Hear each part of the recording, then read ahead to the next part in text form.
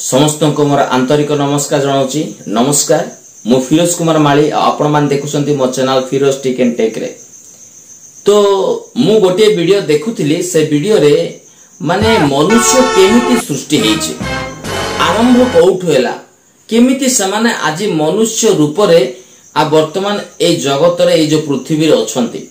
तो आरो आरंभ कोठु कोठु ए माने स्टार्ट करिसंती आ केमिति ए माने मनुष्य रूप रे परिवर्तन हेछंती। ए सब डिटेल्स मु देखुतिले 11-12 मिनिट वीडियोटा सेरा आ देखिली, मते केतेटा डाउट हैला मो मन रे, तो ताकू नै बाध्य हेलु मु वीडियोटे करबा पाए। तो मु सेठी जो देखिली वीडियो रे, मु वीडियो मध्ये आपण मानकु शो करेबी। निश्चय आपण माने वीडियो मध्ये देखिबा आ ता चैनल को जाय आपण माने लाइक करंतु, कमेंट करंतु, प्लस सब्सक्राइब मध्ये करंतु। आपण मानकु जे कोन डाउट अछि ता मध्ये कमेंट माध्यम रे जणाई पारिबे। तो मु सेठी देखिली जे विभिन्न प्रकार पशु मानक ठारो माने गोटे पशुरु आउ गोटे पशु, से पशुरु आउ गोटे विभिन्न प्रकार पशुर रूप चेंज हैला पर से माने शेष रे कोठु पहुंचले, मनुष्य रूप रे पहुंचले। आ मनुष्य रूप रे पहुंचला पर से माने पुणी अस्त्र शस्त्र माने बनेबा आरंभ कले। पत्थर रे, काठ रे अस्त्र गुडा को बनेले। कहा पाए बनेले? सेही पशु मानको मारिबा पाए, से पशु मानकर आउ ठारू निजको रक्षा करिया पाए। माने जो पशु मानको ठारू मनुष्य सृष्टि हैला, से सेही पशु मानको मारिबा पाए, से पशु मानको निजको रक्षा करिया पाए से अस्त्र शस्त्र बनेबा आरंभ कला। माने एटा केमति अजब टाइप रो प्रश्न।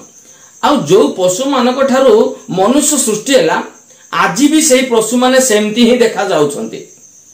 तो केमिति माने केतेटा पशु ही चेंज हेले आ बाकी सब जेमिति को सेमिति रही गले ना कोन मु बुझी पारुनी। आउ किए कहूची नै मांकड़रू मनुष्यर सृष्टि हेछि। मांकड़रू से माने धीरे धीरे धीरे धीरे आउ मनुष्य रूप धरिले। जेतेबेले से माने चारिटा हाथ गोड़रे चलाबुला करूथिले, से माने धीरे धीरे चेष्टा करी दीटा गोड़रे माने दीटा हाथ रे चालिबा आरंभ कले।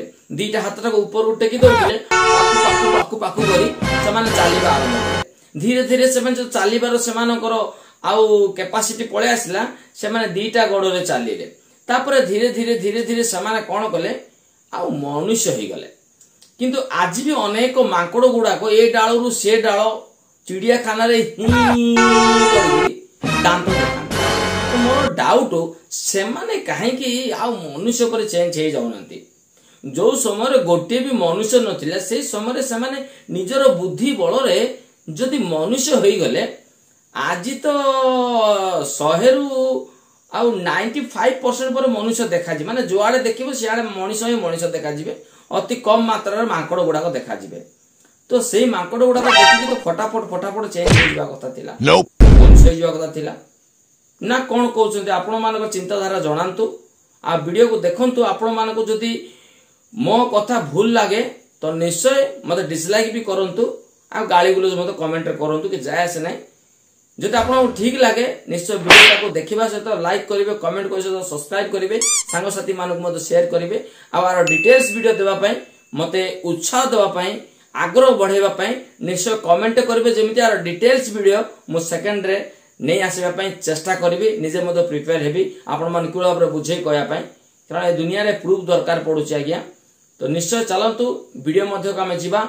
समस्त भलर थांतु आ खुशी रे थांतु। रहउची नमस्कार। एक समय ऐसा भी था जब इंसान सिर्फ एक जानवर थे। ना कोई भाषा थी, ना समाज, ना ही पहचान था। बस अपने अस्तित्व के लिए लड़ता हुआ एक शिकार करता जीव।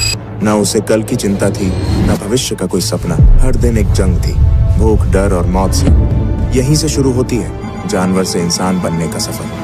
और उस सफर की सबसे पहली गूंज गूंजती है उन पुरानी गुफाओं की दीवारों पर।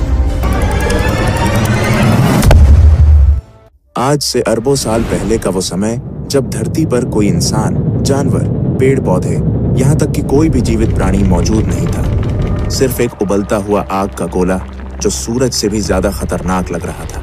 ना कोई हवा थी, ना पानी, सिर्फ धधकती हुई गर्मी, अंधेरा और चारों तरफ तबाही। ये वही धरती है जिस पर आज हम खड़े हैं। लेकिन तब इसका वातावरण इतना विषैला और गर्म था कि जीवन का कोई सवाल ही नहीं उठता था। धीरे धीरे लाखों साल बीत गए। धरती ठंडी होने लगी, ज्वालामुखी शांत होने लगे और धरती का पहला समुद्र बना। इन समुद्र में विभिन्न रासायनिक पदार्थ एक